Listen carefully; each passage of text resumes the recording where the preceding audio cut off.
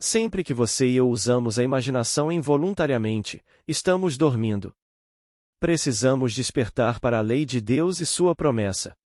No primeiro capítulo de Gênesis, lemos: E disse Deus: Produz a terra vegetação, ervas que deem semente, e árvores frutíferas que deem fruto, no qual haja semente, cada uma segundo a sua espécie. E assim foi. Gênesis 1, 29. Aqui vemos a lei da colheita idêntica, e você e eu não a violaremos na eternidade. Tentaremos. O homem tem tentado, ao longo dos anos, quebrar essa lei. Somos informados. Não se deixem enganar. Deus não se deixa escarnecer, pois tudo que o homem semear, isso também ceifará. Gálatas 6, 7. Portanto, não vos canseis de fazer o bem. Pois se persistirmos, no tempo certo colheremos, se não desanimarmos nem desanimarmos. Agora, tudo produz conforme a sua espécie. Se você realmente acredita que é filho de Deus, você descansará confiante nesse conhecimento, nessa semente, sabendo que ela não pode produzir nada mais, nada menos, do que Deus. Se eu realmente acredito no que as Escrituras ensinam, não sabeis que sois filhos de Deus, filhos do Altíssimo? Contudo, morrereis como homens e sereis um só homem, ó príncipes. Salmo 82. Eu aceitarei isso. Como filho do Altíssimo, o que posso produzir senão Deus? O que quer que ele tenha sido antes de eu ser plantado, pois estou plantado na morte. Todas as sementes devem primeiro morrer antes de poderem produzir. Este é o grande mistério. Então, se eu sou sua semente, seu esperma, seu filho, sua criança, seja lá o que você quiser, então estou totalmente disposto a passar por este mundo eterno de morte, sabendo que no final devo emergir como vida eterna, como o próprio Deus. Enquanto isso, enquanto eu estiver aqui, não tente violar a lei. Você não pode fazer isso. O homem tentou, e ele só produziu uma mula. Nós pegamos, bem, o cavalo e o burro. Temos milhões deles no mundo, mulas. Não podemos produzir na mula aquilo que pode gerar sua espécie. Ela é estéril.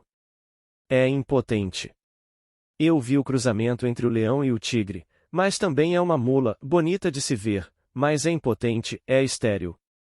Eu vi pássaros que os homens acasalaram. Normalmente, eles não acasalariam, mas os homens os forçaram a acasalar e eles geraram uma bela prole, mas a prole é uma mula. Ela não se reproduzirá. Então, Deus colocou um limite à criação errônea do homem, para que você e eu possamos falar no mundo de César da evolução do homem, e pensamos que ela é parte da criação de Deus. Não é parte da criação de Deus. Deus a finalizou, e ela é perfeita. A semente contém em si tudo o que os pais continham. Se a semente é de Deus, bem, então ela só pode se desenvolver como Deus. Consigo ver a evolução relacionada ao homem e aos seus assuntos. Em vez de cavar a terra com a mão, recorro a uma enxada, e da enxada, a um arado, e do arado, a um trator. Bem, consigo ver a evolução nisso, no que diz respeito aos assuntos do homem. Em vez de me mover sobre um corpo de água em uma jangada, então usei uma vela, depois um remo, depois um vapor, e agora usamos energia atômica. E em vez de caminhar uma distância, agora sei que posso voar e ir quase tão rápido quanto o homem pode imaginar. Portanto, consigo ver a evolução nos assuntos do homem, mas não na criação de Deus. Assim, no princípio, foi estabelecido que todas as coisas produziriam conforme a sua espécie. Alguém entra na sala um pouco atrasado. Tudo bem, entrem. Estamos apenas começando, tentando estabelecer em nós a consciência da lei de Deus, que não podemos violá-la, não podemos mudá-la, despertar, como nos é dito. Desperta, ó tu que dormes, e levanta-te dentre os mortos. Assim, Paulo equipara a morte ao sono do homem, quando o homem não tem consciência do que está fazendo. Assim, quando nos é dito nos Salmos, o Salmo 44. Desperta. Por que dormes, Senhor? Isso é dirigido a Deus no homem. Bem, Deus no homem é a própria e maravilhosa imaginação humana do homem. Portanto, toda vez que imagino, e não tenho consciência do que estou imaginando, bem, então, não reconhecerei minha colheita quando ela aparecer no mundo, negarei que tive algo a ver com ela, mas se o homem é como eu penso e sei que ele é tudo imaginação, e se Deus e o homem são um, então Deus é tudo imaginação. Assim, dizemos que o homem é tudo imaginação e Deus é homem, e existe em nós, e nós nele. O corpo eterno do homem é a imaginação, e essa é o próprio Deus, o corpo eterno de Jesus. Nós somos seus membros. Portanto, todos podem imaginar. O importante é tomar consciência do que estamos imaginando e não impor limites ao poder da imaginação. Não imponha limites ao poder de Deus. Aqui está um exemplo muito simples. Este amigo meu lá do sul, Benny Gold, um amigo ligou para ele e disse: Sabe, nossa filhinha, de 6 meses, o médico disse que ela não viverá mais uma semana, que ela agora tem meningite, e a crise chegou. Meu amigo Benny, em vez de simpatizar com o pai, repreendeu-o. Disse: Você não me disse que é um bom cristão? Você frequenta a sua igreja batista e se considera um bom cristão? Eu não frequento a igreja batista. Na verdade, eu não frequento a igreja, mas me considero um bom cristão. O que você está fazendo aceitando o veredito do médico? Por que não aceita agora o ensinamento das Escrituras e acredita em seu coração que a garotinha que eu vi alguns momentos depois de nascer agora está viva e prosperando? Depois de gritar com o amigo, Benny desligou o telefone, sentou-se e ouviu a voz do homem, como se ele o tivesse chamado, e então ouviu o homem lhe dizer que a criança havia se recuperado milagrosamente. Foi tudo o que Benny fez. Naquela noite, uma senhora teve um sonho e, como se referia a Benny, ela ligou para Benny no dia seguinte e contou o sonho a ele, e este era o sonho. Ela disse: Tive um sonho estranho ontem à noite, Benny. Sonhei que estava em um hospital, no saguão, e 2 enfermeiras estavam discutindo um certo caso de uma amiga sua, uma garotinha, e uma disse à outra: Mas quem pagou pela operação? Quem pagou as despesas do hospital? E uma enfermeira disse à outra: Benny pagou. Aquilo foi apenas um sonho. Bem, Benny pagou por isso, não em dólares e centavos, ele disse que era o preço.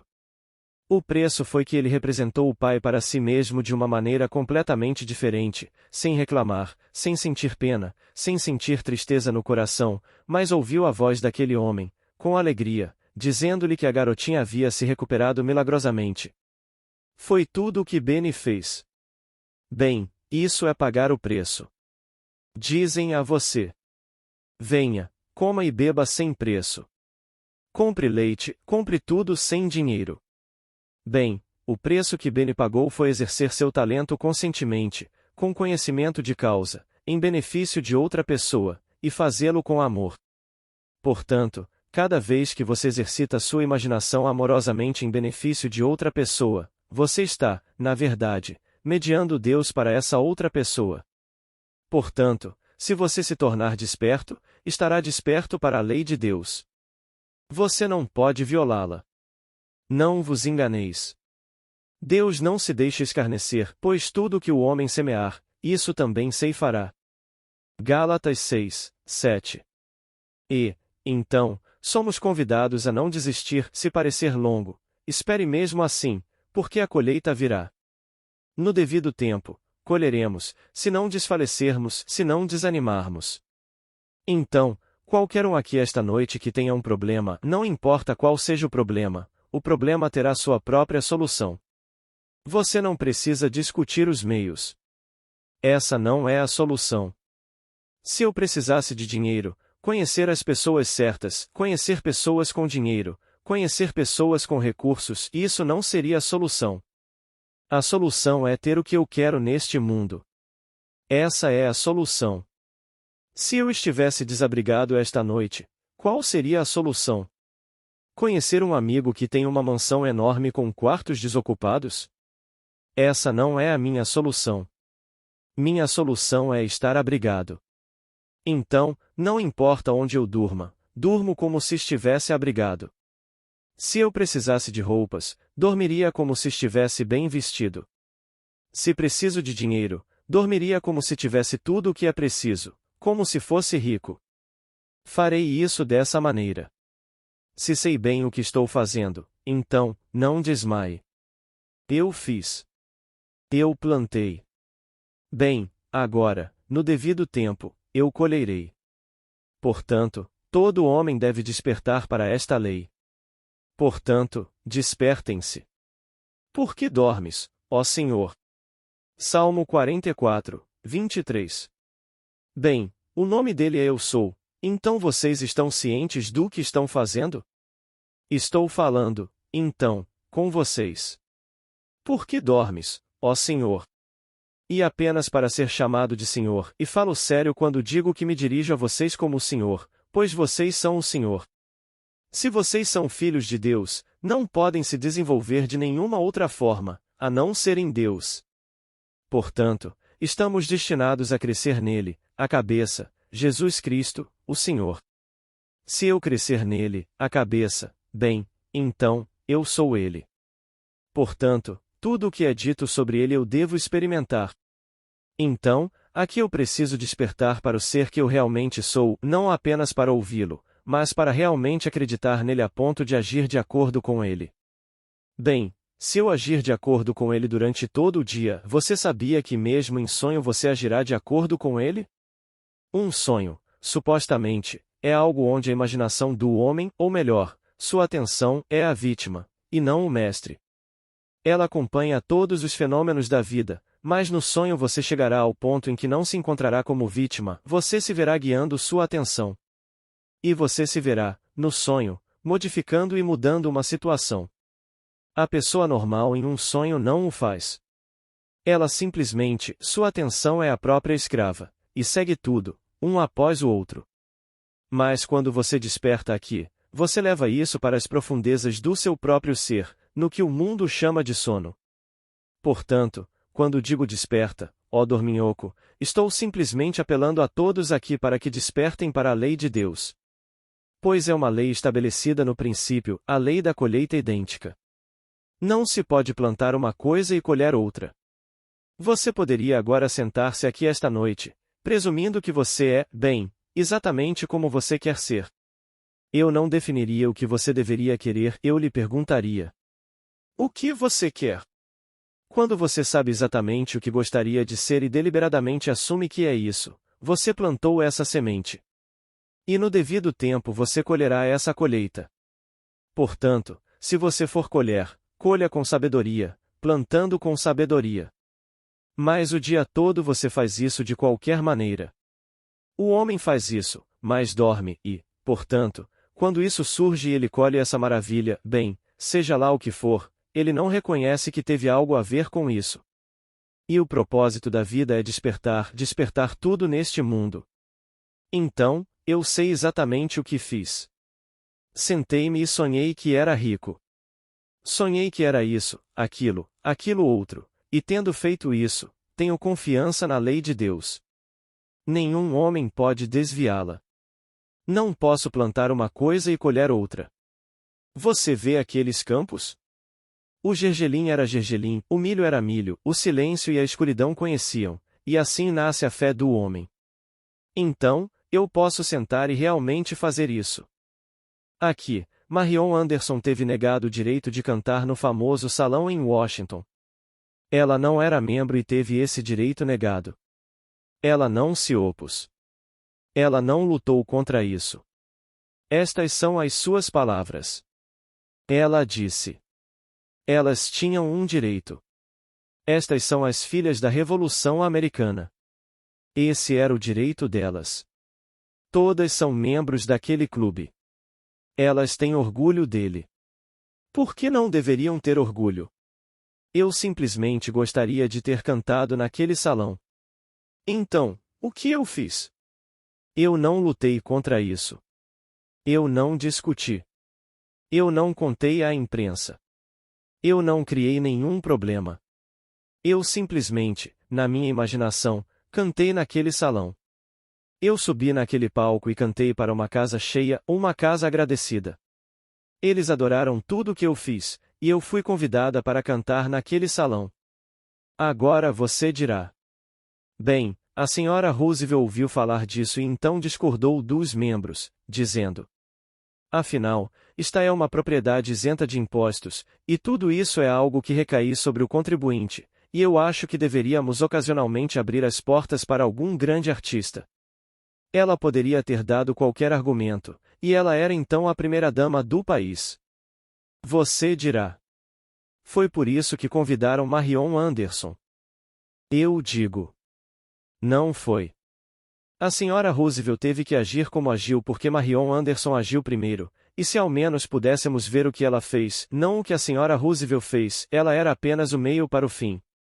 A causa de tudo isso foi alguém que não discutiu, que não protestou, que não fez nada, que, em seu próprio coração, simplesmente imaginou que tinha feito aquilo. E se você fizer assim, não precisa brigar neste mundo. Não precisa discutir com ninguém neste mundo. Simplesmente faça. Já vi pessoas dizerem: não, isso não pode ser feito. Não vou deixar isso passar. Bem, tudo bem, é um privilégio seu. É seu. Se você não quer, desfaça-se dele. E então alguém que realmente pensou em algo muito maior do que eles poderiam ter concebido, imaginou. Então, eles vêm, perguntando exatamente àquele a quem se voltaram e disseram: não, isso não pode ser feito, e não queremos nada com isso, então eles vêm e recebem muito mais do que estavam dispostos a receber no início. Eu conheço esses casos. Então, você não precisa discutir. Você não precisa brigar. Você simplesmente sabe o que quer e, se tivesse, como seria? Como você se sentiria se fosse verdade? O que você veria mentalmente no mundo se fosse verdade? Como seus amigos o veriam se agora você fosse o homem, ou a mulher, que deseja ser? Bem, então, deixe-os vê-lo. Esse ato imaginário, deixá-los vê-lo, como teriam que vê-lo, se fosse verdade, é o ato imaginário sendo plantado. Você está semeando a semente naquele exato momento. E no devido tempo, isso deve acontecer, pois essa sua visão, como nos foi contada em Abacuque, tem seu próprio tempo determinado. Amadurece, florescerá, se demorar, espere. Pois é certo, e não tardará. Abacuque. Então, não precisa se apressar, desenterre e veja se está crescendo. Você fez isso com a confiança de que a lei de Deus nunca falha. Produz a terra vegetação, ervas que deem semente, e árvores frutíferas que deem fruto, no qual há semente, cada uma segundo a sua espécie. E assim foi. Gênesis 1, 29. E enquanto a terra durar, a semeadura e a colheita não cessarão. Agora, a época da semeadura é quando você imagina um estado, essa é a época da semeadura. É quando você semeia. E, então, no devido tempo, você colherá exatamente o que plantou, então não se engane. Você não pode semear o ato desagradável e esperar que algo diferente do ato desagradável apareça em seu mundo. Você não pode fazer isso. Se você quer que alguém neste mundo seja importante no seu mundo, trate-o como se fosse, não bajulando-o, mas mentalmente, trate-o como se fosse importante. Pense nele como importante se quiser que ele seja importante. Eu sei que, no meu caso, minha família não tinha nenhuma origem financeira, social, intelectual ou de qualquer outra natureza digna de menção, mas minha mãe não permitiu que seus 10 filhos soubessem disso. E se algum de nós fizesse algo que minha mãe, bem, ela não tinha exatamente vergonha disso, mas achava que poderia ser melhor, e era algo que realmente não deveríamos ter feito, ela então nos dizia: vocês se esqueceram de que são um Godard? Ela tornou o nome importante. Não tinha importância alguma, mas ela o tornou importante. Então, ela nos tratou como se nós, como família, fôssemos importantes. O resultado é que ela viveu o suficiente para ver sua família crescer em importância na comunidade, todos contribuindo e sendo muito importantes em sua comunidade. Agora, você pode começar com qualquer família neste mundo e tratá-la como se fosse importante. Infelizmente, nossos pais acham que estão fazendo a coisa certa quando nos comparam a um vizinho e nos consideram deficientes. Por que você não pode ser como fulano de tal? Imediatamente, isso implica que você não é tão bom quanto e, portanto, se essa é a semente que ela está plantando para a criança tem que fazer isso. Mas se você pegar qualquer criança, e então, não bajulá-la, não, mas em sua mente vê-la como importante, e tratá-la aos olhos da sua mãe como se fosse vê-la bem-sucedida. Li aqui, talvez uns 8 ou 10 anos atrás, sobre os homens famosos do mundo teatral cujas mães sempre os consideraram os mais importantes. Clifton Webb foi um deles, cuja mãe, desde pequeno, o tratou como mais importante, e mencionaram cerca de 8, 10 ou 12 deles. Cada um deles alcançou o estrelato no mundo teatral porque teve mães que os trataram de maneira diferente. E, assim, a história saiu na revista que li. Sei que se baseia apenas em uma única lei, se as mães a conhecessem. Bem, quer soubessem ou não, foi assim que agiram, e isso é simplesmente colocar em prática a lei de Deus. Então, quando digo, desperta, ó tu que dormes, quero dizer que estamos dormindo se não estivermos conscientes do que estamos fazendo, estamos dormindo. Portanto, desperta, ó tu que dormes, e levanta-te dentre os mortos. E o sono na maioria de nós é tão profundo que poderíamos muito bem estar mortos. Mas tome consciência da lei e tome consciência da promessa, e a promessa é que você é um filho de Deus. Como filho de Deus, você não pode crescer em nada na eternidade além de Deus. Você não pode se tornar nada além de Deus se você for uma semente de Deus. Então, se vocês creem, se eu crer que realmente sou, como o Salmo 82 me diz que sou. Não sabeis que sois deuses, filhos do Altíssimo? Todos vocês, não alguns, não pequenos eleitos, mas todos vocês. Então ele nos diz o que precisamos primeiro enfrentar para conseguir isso. Agora morrereis como homens. Caireis como um só homem, ó príncipes. Bem, se eu sou um príncipe, então meu pai deve ser um rei, e se estou destinado a me tornar e tomar o seu lugar, então devo me tornar um dia rei, rei na minha própria mente, e se ele é um pai, eu devo me tornar pai. E essa é toda a história das Escrituras. Portanto, tomar consciência disso é, então, começar a agir de acordo. Você se verá agindo de acordo com isso conscientemente, deliberadamente. Você se recusa a aceitar a sugestão negativa da imprensa, da TV, do rádio ou de um amigo, você não a aceitará, assim como Benny não a aceitou. Benny simplesmente desligou o telefone, concentrou-se na mesma voz, mas mudou a conversa. E isso se confirmou em um futuro não muito distante. Tudo mudou no mundo exterior para se conformar ao que Benny havia feito no mundo interior, tudo em sua imaginação. Então, isso é simplesmente despertar, despertar o Deus dentro de nós. E então, um dia, para a sua. Bem, surpresa não é uma boa palavra para descrever, porque você está tão abalado pela experiência que depois disso você não consegue mais apagá-la da mente. No meu caso, aconteceu em 1959, quase 10 anos, e, ainda assim, a cada momento eu me detenho nisso. Eu mal podia acreditar que essa coisa fosse tão literalmente verdadeira, a promessa de Deus ao homem, de que toda criança nascida de mulher um dia descobriria que ele é o Senhor Jesus Cristo. E quando aconteceu com você, e tudo começou a se desabrochar dentro de você como uma flor, uma após a outra, bem, não posso contar a ninguém a emoção. Você não se vangloria, dentro de você como uma flor, uma após a outra, bem, não posso contar a ninguém a emoção. Você não se vangloria. Você não se gaba. Você não tem nada do que se gabar, porque tudo estava contido no germe, na semente, no esperma de Deus e foi depositado em você. Bem, se todo Deus está contido em sua semente, e a semente está em nós, quando ela se desabrocha, como podemos nos gabar? Só podemos nos emocionar além da medida e nos encher de admiração, louvor e gratidão por Deus ter me amado tanto que Ele realmente se tornou eu, para que eu, por minha vez, possa me tornar Deus. E, assim, eu me concentro nisso e deixo acontecer. Desabrocha como uma flor. Então, para todos, não importa o que vocês sejam esta noite, vocês podem começar esta noite a plantar o mundo de forma diferente, mas se concentrem, acima de tudo, no fato de que vocês são filhos de Deus. E como filhos de Deus, vocês só podem crescer à semelhança de Deus, no próprio Deus. Vocês não têm outro caminho a seguir. Mas somos avisados nas Escrituras de que será uma jornada e tanto.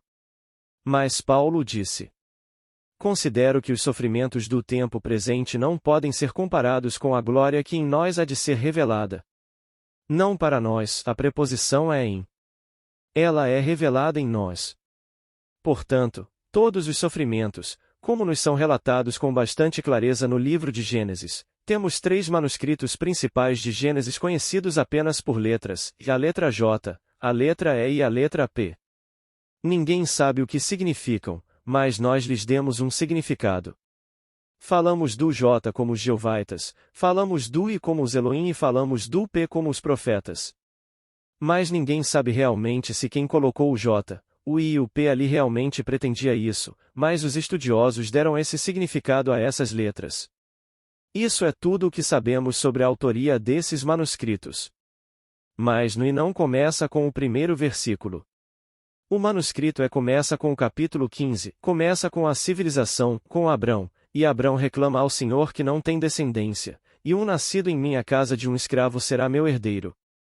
E Deus lhe disse, esse homem não será seu herdeiro, mas seu próprio filho será seu herdeiro. E então Deus fez um sono profundo descer sobre ele e então disse a ele, durante o sono: seus descendentes serão estrangeiros, peregrinos em uma terra estranha, e lá permanecerão escravizados por 400 anos, mas quando forem libertados, terão muito.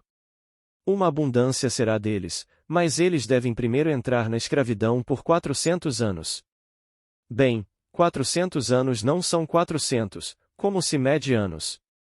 Cada letra do alfabeto hebraico tem não apenas um valor numérico, mas também um valor simbólico. E 400 é a última letra, a 22ª, cujo símbolo é uma cruz. É tal, e o valor numérico da cruz é 400. Portanto, eu usarei a cruz do homem, esta é a cruz que eu uso. São 400 anos, é um tempo muito, muito mais longo do que isso. Blake, repetidamente, ele disse: eu contemplo as visões do meu sono mortal de 6.000 anos brilhando ao redor de tuas saias como uma serpente de pedras preciosas e ouro. Eu sei que sou eu mesmo, ó Senhor, meu Redentor e Criador. Assim, ele sempre fala da visão do seu sono mortal que durou 6.000 anos, mas nas Escrituras é chamado de 400 anos, porque se refere ao simbolismo do número e do símbolo chamado cruz. Portanto, enquanto eu usar um corpo de carne e osso, estarei usando esta cruz de 400 anos. Então, enquanto eu fizer isso, estarei escravizado. Estou escravizado por este corpo, por suas paixões, por suas ambições, por suas necessidades. Tenho que banhá-lo, barbeá-lo, lavá-lo, e então ele terá todas as funções normais. Devo cuidar das funções normais como um escravo. Sou um escravo do corpo.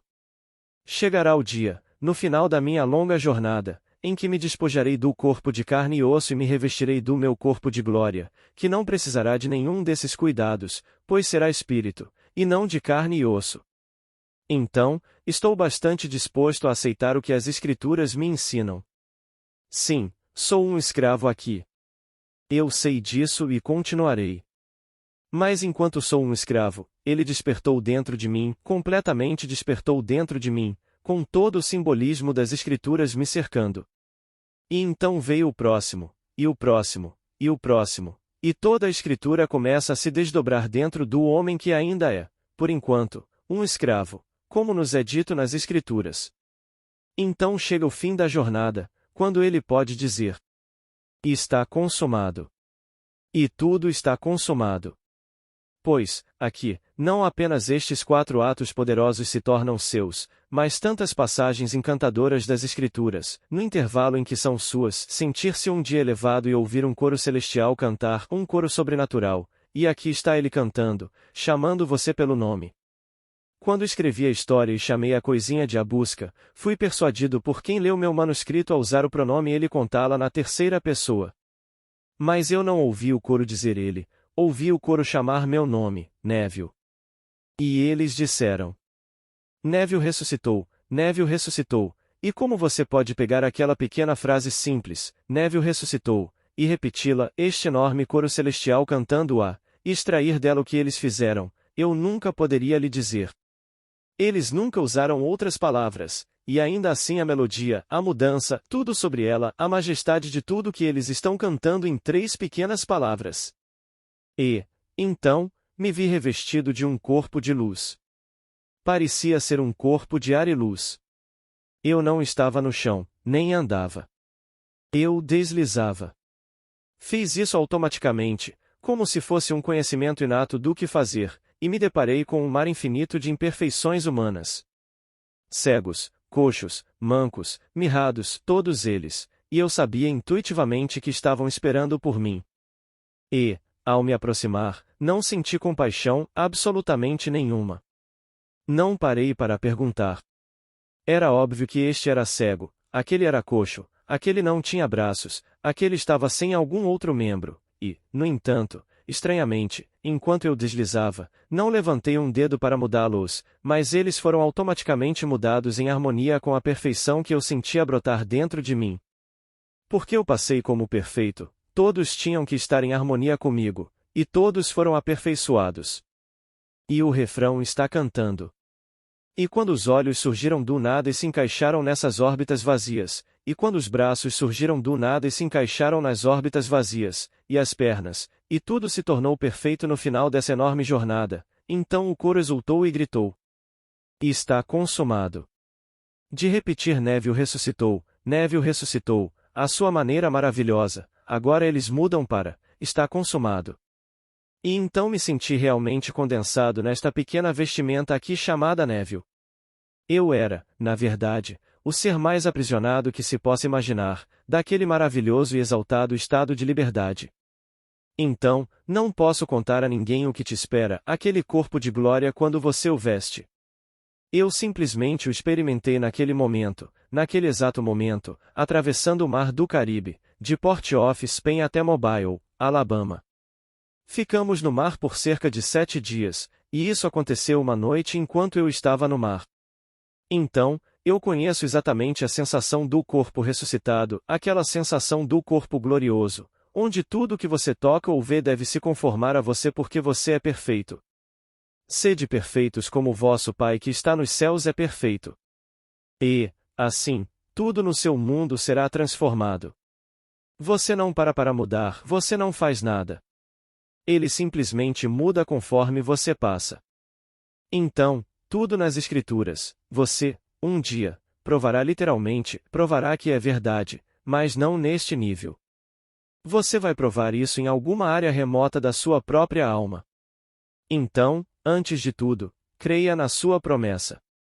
Creia que você realmente é o Filho de Deus. Como Filho de Deus, você não pode crescer em nada além de Deus, não na eternidade. Mas enquanto você estiver escravizado neste mundo, em um lugar que realmente não é o seu lar, todos se sentem estranhos aqui. Eles tentam construir algo para se sentirem seguros, para se sentirem não estranhos, mas ainda assim são estranhos, e durante todo o dia e noite, eles estão partindo, abandonando e partindo desta esfera, deixando você para trás. Então você tem que partir e deixar os outros para trás. A coisa toda é um mundo estranho. Não é o seu lar. Então, somos estranhos em uma terra estranha, escravizados na terra estranha.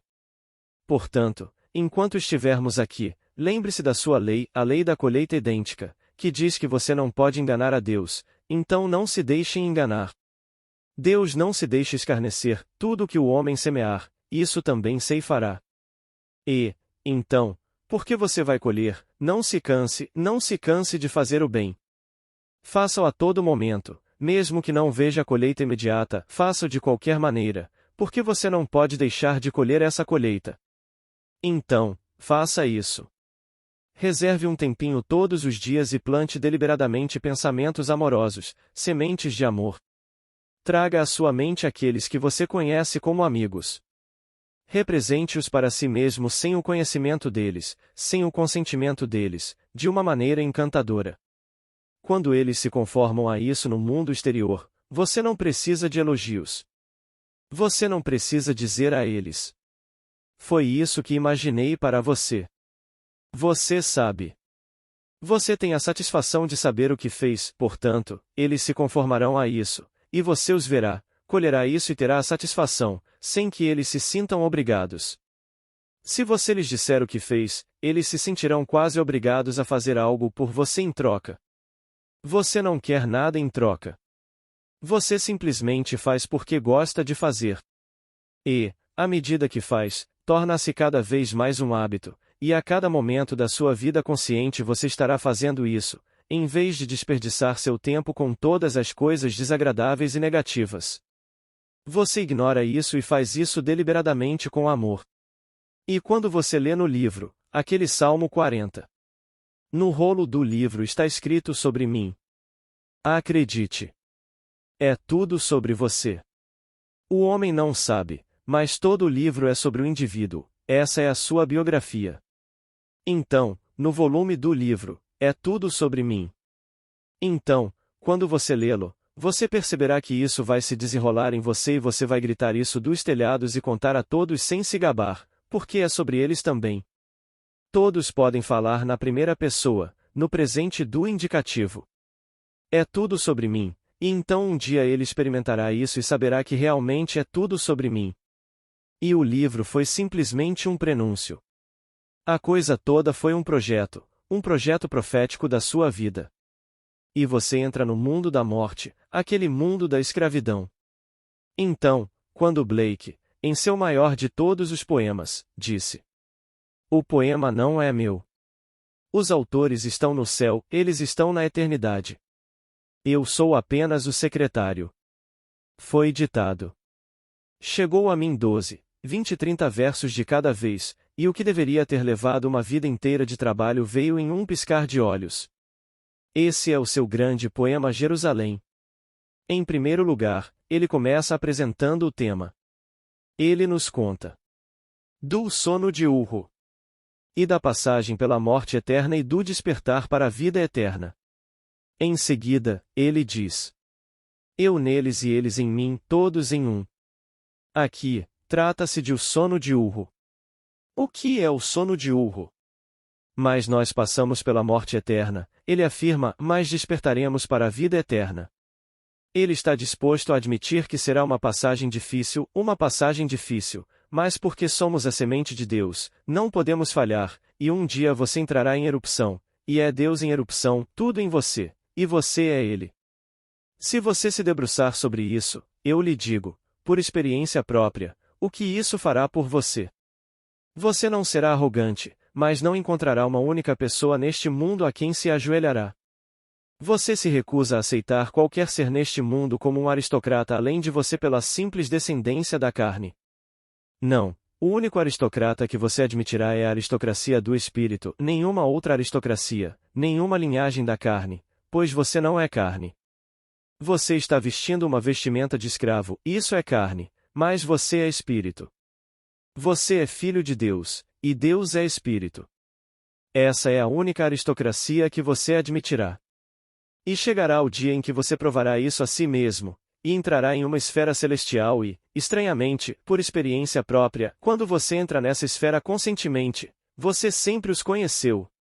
Você os conhece mais intimamente do que conhece qualquer pessoa aqui na Terra. Quando você encontra a Irmandade, você os conhece mais intimamente do que conhece qualquer pessoa aqui.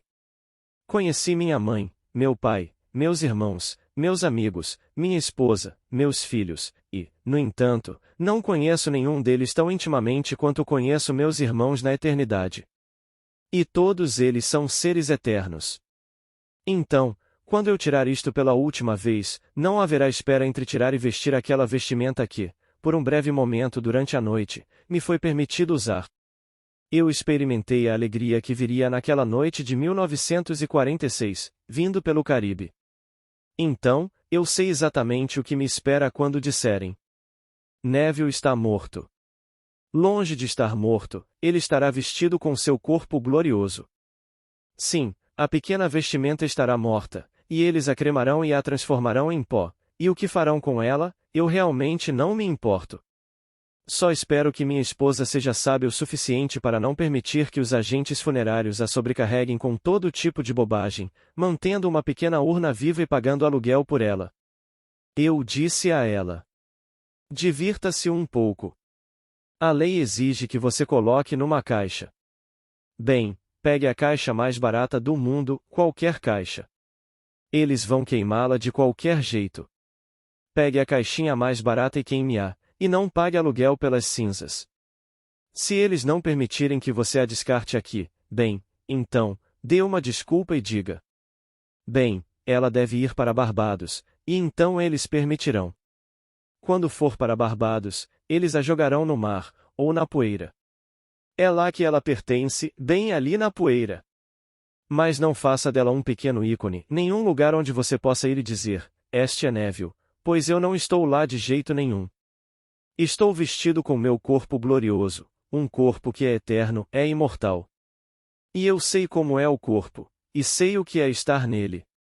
Não consigo descrever a ninguém a exaltação de simplesmente usar o corpo.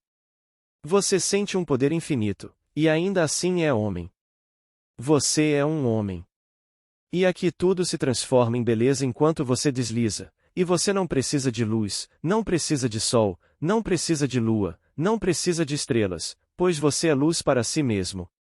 Não uma luz ofuscante, mas uma luz radiante, o suficiente para iluminar qualquer coisa que você queira neste mundo enquanto passa. Não há necessidade do sol, não há necessidade das estrelas, não há necessidade da lua, não há necessidade de qualquer luz externa. Você é a luz do mundo. Isso eu sei por experiência própria.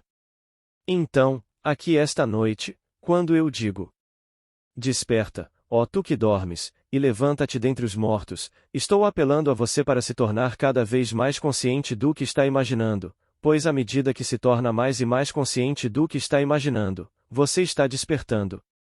E, assim, você se torna consciente a cada momento do tempo, e se recusa a permitir que sua imaginação entretenha as coisas desagradáveis do mundo, e você simplesmente coloca isso no que é amável. Você o faz, e naquele momento em que você o faz, você o planta, e então você tem confiança na lei inquebrável de Deus de que ele deve brotar, para que você possa colhê-lo.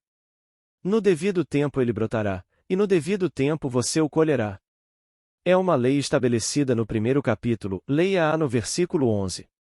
É declarada tão clara e perfeitamente que nenhum homem pode quebrá-la, e então é capturada no último versículo do capítulo 8. Que enquanto a terra durar, a semeadura e a colheita nunca cessarão. Então, tempo de semeadura, você o tem. Toda vez que você imagina algo, isso é tempo de semeadura. E a colheita deve seguir, não pode precedê-la. Portanto, você tem tempo de semeadura e colheita estabelecidos para todo sempre, enquanto a terra durar. E você é aquele de quem se fala no capítulo 8. É a você que tudo se dirige, pois tudo gira em torno de você. Agora, vamos entrar no silêncio. Ótimo. Agora, alguma pergunta, por favor? Pergunta. E quanto à profecia? Resposta. Profecia? Para mim, a profecia acabou, a verdadeira profecia. Adivinhação, eu não gosto de folhas de chá e cartas, astrologia, tudo isso é simplesmente, bem, abracadabra. Mas se alguém acredita, acontecerá, porque você está trabalhando na lei da crença. Mas quando se trata de profecia, a profecia acabou. A Bíblia, todo o Antigo Testamento é uma profecia, e aquele no Novo é aquele que veio preparar o caminho, João Batista. Esse é o fim da profecia. Agora é o cumprimento. O reino dos céus está próximo, e agora é o tempo do cumprimento do reino. Estamos entrando no reino, todos nós, porque tudo acabou e foi provado verdadeiro. O primeiro a ressuscitar dos mortos abriu a porta, e todos estão subindo para o reino, vestidos com corpos de glória. Chega de profecia. Mas se alguém quiser sentar e ler as cartas para você, divirta-se, mas é provável que sejam sempre tão negativas. Sentam-se e lhe dizem as coisas mais estranhas, e você se deixa levar emocionalmente, e fica plantado. Ali mesmo, você está plantando. E então você dirá: como eles eram sábios! Aconteceu. Porque vai acontecer, se você aceitar e der crédito à coisa, acontecerá. Pergunta. Que tal alguém como Jean Dixon? Resposta. Eles nunca avisam quando fracassam. Sempre avisam: se eu profetizar 1000 coisas, preciso conseguir uma. Se eu pegar todos os indicados agora e disser a cada um, você vai conseguir, bem, são apenas uns 5 ou 4. Vou omitir os 3 últimos, os comunistas, eles não têm chance. Então, não vou contar a eles, mas direi aos outros partidos, aos 3 partidos, a cada um. Você vai conseguir. Bem, vou chutar um dos 3 de qualquer maneira, essa é uma boa nota. Então, você não pode ser reprovado. Se eu conseguir um de 3, é uma porcentagem tremenda. Então, conte a todos. É o que o mundo faz. Então, ela se apresenta, e o que disse a uma pessoa, ela divulgou porque aconteceu, mas ela não contaria a todos os outros que não aconteceram. Pergunta. Inaudível na fita. Resposta.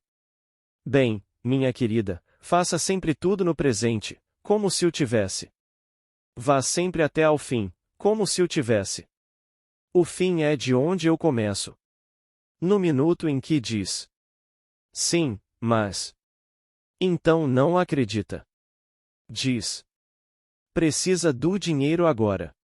Bem, eu digo: presuma que o tem agora. Ah, mas. Bem, então não presumiu nada.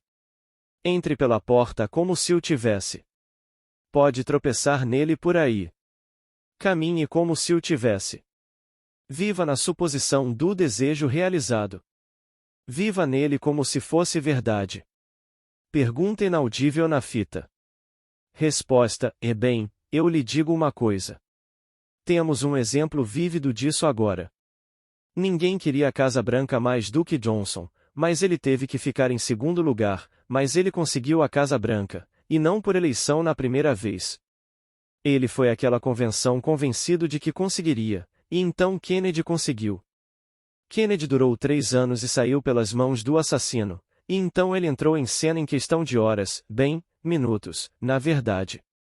Então ele conseguiu a eleição sozinho na segunda vez. Mas ninguém queria mais do que ele. Então, aqui você encontra um exemplo perfeito de que, embora ele não tenha conseguido, ele conseguiu. Então, eu diria a qualquer um, eu não diria. Você não pode conseguir, eu diria a qualquer um. Imagine que você está dormindo na Casa Branca. Mas eles vão acreditar em mim? As chances são de que não. É por isso que eles estão se candidatando a cargos públicos. Eles vão à igreja como as pessoas usam bengala, eles se sentem melhor vestidos. Quando meu pai era jovem, usava polainas se viesse para um clima frio, e uma bengala. Isso era normal. Ele se sentia despido se não tivesse isso. Meu sogro não seria visto morto sem bengala e polainas. Ele morreu em 1942, mas até morrer, só se vestia se tivesse sua bengala, tinha cerca de 20 delas, e suas polainas. Bem, agora, as pessoas vão à igreja da mesma maneira. Elas não acreditam. Ora, Johnson vai 3 ou 4 vezes numa manhã de domingo. Ele vai com uma filha à igreja católica, com outra filha à igreja protestante, e vai com King à igreja batista. Com que propósito? Para ser fotografado. Por que uma câmera em todo lugar que ele vai? Elas têm que estar lá, para que o jornal do dia seguinte possa mostrar o quão santo ele é. Pergunta. Neville, enquanto você deslizava entre esse grupo de pessoas com essas enfermidades, você teve a sensação de reconhecê-las, que eram pessoas que já tinham passado por você nesta vida, ou eram estranhos? Resposta. Não, Bob. Para mim, eles eram simplesmente o desconhecido. Não reconheci nenhum rosto, e nenhuma pessoa me interessou. Eu simplesmente passei por ali, identificado com a perfeição, e eles se tornaram perfeitos. Sim, Beth. Pergunta inaudível na fita. Resposta: e eu tentaria. Definitivamente tentaria. Acredito em confiar na palavra de Deus e tentar qualquer coisa. O simples fato de eu poder tomar consciência do desejo de ter a revelação, então tomarei a sua lei, que é fundamental, e a assumirei que a tive. Duvido que a pessoa comum realmente queira as revelações. Um amigo meu morreu repentinamente aqui, há 3 anos. Ele era autor, escritor. Ele costumava escrever para a TV. Nos velhos tempos do vaudeville, ele tinha todos os figurões, e Jean me dizia: Neville, eu amo tudo o que você faz e tudo o que você representa, mas eu preciso viver primeiro. Ele queria dizer viver, apenas aproveitar a oportunidade. Era só isso que ele queria dizer. Aproveitar a oportunidade, e ele achava que isso era realmente viver. Bem, um dia, sentado em seu quarto, ele finalmente se casou e, sentado na suíte do hotel em Los Angeles, disse à esposa: Você quer ir às compras? Ela disse: Não, ainda não. Bem, disse ele, não vou me barbear até você querer sair. Então, ele estava assistindo à TV, o programa da manhã. Levantou-se da cadeira e caiu de cara no chão. Ele sumiu. Nunca se interessou a ponto de querer ter a experiência, mas ele sumiu. Eu digo, não espere. Deseje agora. Agora, Jean me amava muito. Outro sujeito, quando saí do exército pela aplicação desta lei, sem ferir ninguém, dispensado honrosamente, escrevi para um amigo meu que estava no exército. Ele é freudiano e ensina a lei. Agora ele está em Los Angeles. Então, escrevi a ele exatamente o que fiz. Não machuquei ninguém. Não fiquei ausente sem licença. Fui chamado e dispensado honrosamente pelo mesmo homem que me disse: Não. Eu desaprovo. Meu coronel. O mesmo que me chamou e aprovou, e eu não levantei um dedo. Simplesmente apliquei a lei. Então, eu disse a ele.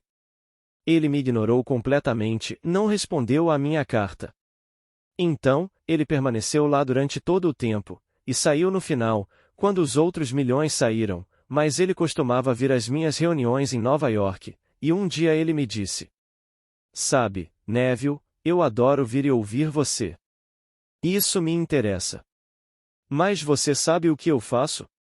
Eu coloco meus pés no carpete e me seguro nas laterais da minha cadeira para manter meu senso de profundidade e a realidade das coisas. Você transforma meu pão de cada dia na substância da teoria. Eu não vou aceitar nada disso. Ele quer estar aqui na Terra. Bem, ele esteve lá na Terra durante todo o tempo. Eu disse a ele o que fiz.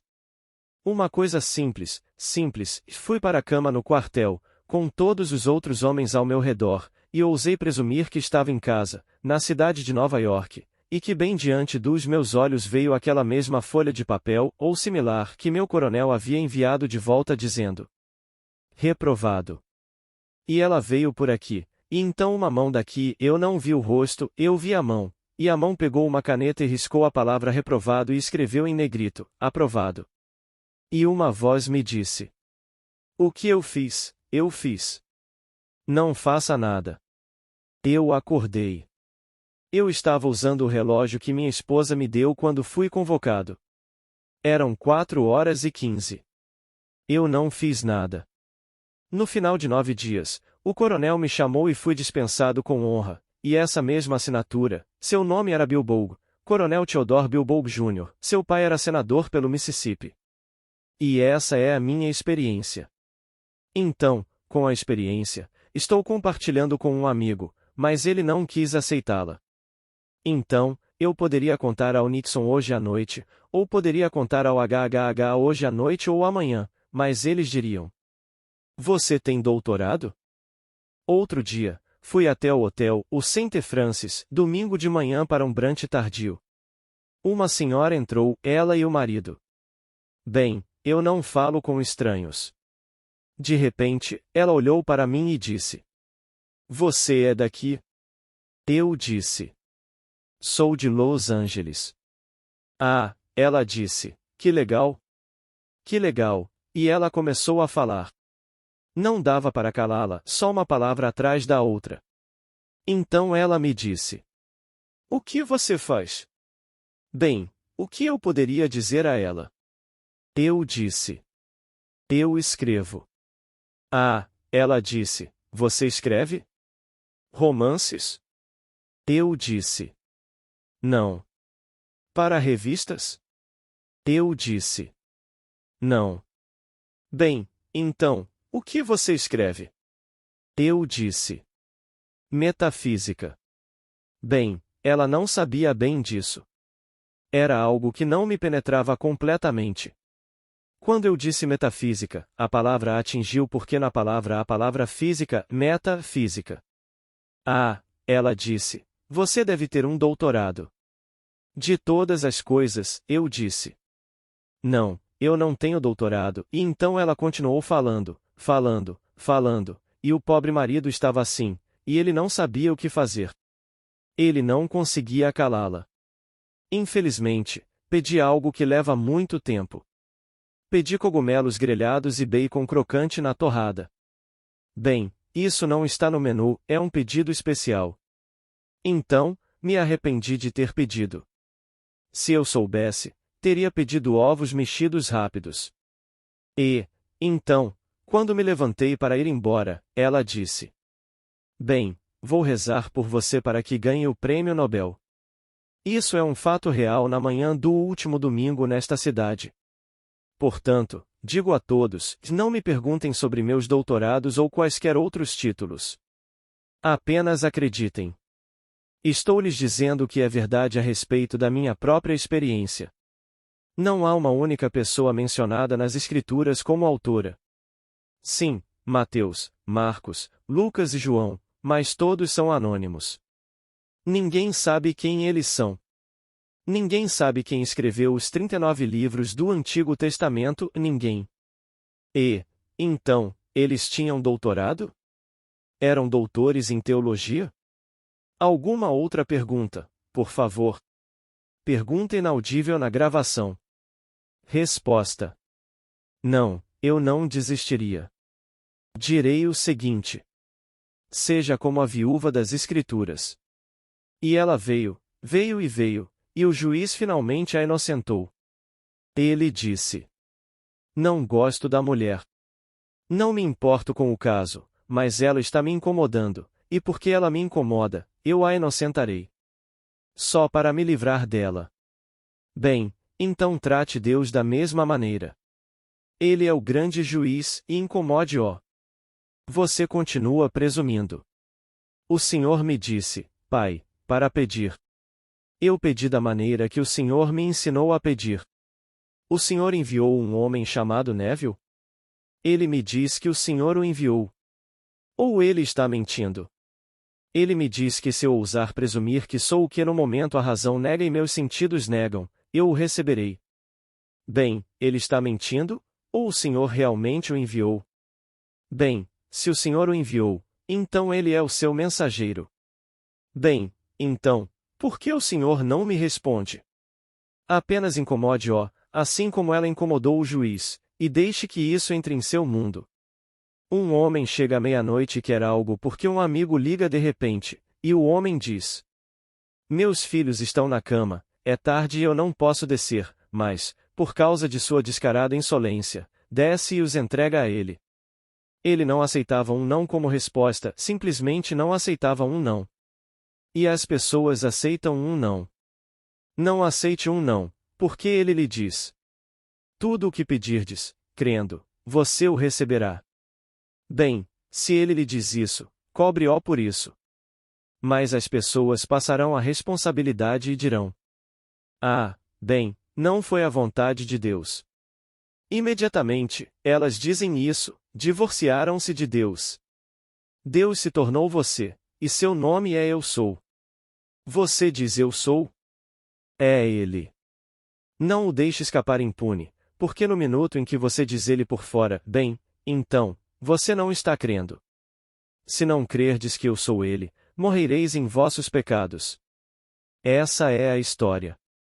Preciso crer que sou aquele a quem se refere como Ele. Pois bem, agora, dormirei esta noite, outra e outra vez, e o incomodarei. Pergunta, e a senhora disse: como você descobre o que está fazendo errado? Resposta: bem, não exatamente a questão principal. Por que a demora? Se ela está fazendo o que estou dizendo hoje à noite para todas as pessoas, então ela não está fazendo nada de errado. Ela não está fazendo nada de errado. Fui até o coronel. Eu tinha 38 anos e estava no exército, e um regulamento de Washington dizia que qualquer homem com mais de 38 anos era elegível. Não dizia que ele receberia a dispensa, mas era elegível para a baixa. Isso dependia exclusivamente do seu comandante. Ele não podia recorrer ao comandante da divisão. Tem que depender do comandante do batalhão. Bem, fui até o meu comandante de batalhão. Ele permitiu até, e sim, você tem 38 anos, e, portanto, pode se candidatar, então eu me candidatei. 4 horas depois, o documento foi enviado de volta ao meu comandante de companhia, o capitão, e o capitão me chamou e disse: sinto muito por você, Godard, mas o coronel não autorizou, e ele me mostrou. Então, vi a assinatura e o documento. Não protestei pela simples razão de que não se pode. Este é o exército, e você não pode ir além do que eles dizem ser o regulamento. Então, o comandante do batalhão tinha a palavra final. Se ele sentia que precisava de mim no exército, por quê? Eu não saberia, mas ele achava que sim, e então disse: não. Naquela noite, eu simplesmente dormi na minha imaginação em Nova York, a quase 3.200 quilômetros de distância, pois eu estava em Camp Thorpe, Louisiana, e aqui estou eu dormindo na Washington Square, em Nova York, e naquela noite, na minha imaginação, como eu disse antes, foi isso que aconteceu. Eu ainda não fiz nada. 9 dias depois, ele me chamou, e depois de me dar uma bronca por querer sair, ele disse: você ainda quer sair? Eu disse: sim, senhor. Você não pode simplesmente dizer sim ao coronel, então eu o mandei embora até a morte, sim, senhor. Sim, senhor. Sim, senhor. Sim, senhor. Você ainda quer sair? Sim, senhor. Você sabia que o homem mais bem vestido deste país hoje é o homem que veste o uniforme americano? Eu disse: sim, senhor. Você ainda quer sair? Eu disse: sim, senhor. E continuei a insistir com ele, até que ele se levantou e assinou um pedaço de papel. Ele disse: assine aquele outro formulário, e então naquela noite eu fui dispensado com honra, e ele veio até mim, um sujeito simpático, um sujeito grande, alto e robusto, estendeu a mão e disse: Godard, eu o encontrarei em Nova York depois que nós, e a ênfase estava em nós, tivermos vencido esta guerra. Eu disse: sim, senhor. Sem arrependimentos. Então, fui para o meu trem e para Nova York. Ele estava fazendo o seu trabalho. Se eu tivesse que ir para o exército, gostaria de seguir um homem assim. Ele era um verdadeiro líder, sem dúvida. Não imagino que aquele homem me pediria para fazer algo que ele próprio não faria de bom grado. Não acredito que ele faria. Ele era um homem de verdade, Coronel Theodore Bilboug Jr. Por hoje é só. Boa noite. Amigos, antes de encerrar o áudio de hoje, quero agradecer a todos que sempre estão aqui, curtindo, comentando e compartilhando os áudios aqui do canal. Também quero agradecer o apoio de todos que fazem parte da nossa comunidade de membros. Muito obrigada. Paz e bênçãos na vida de todos.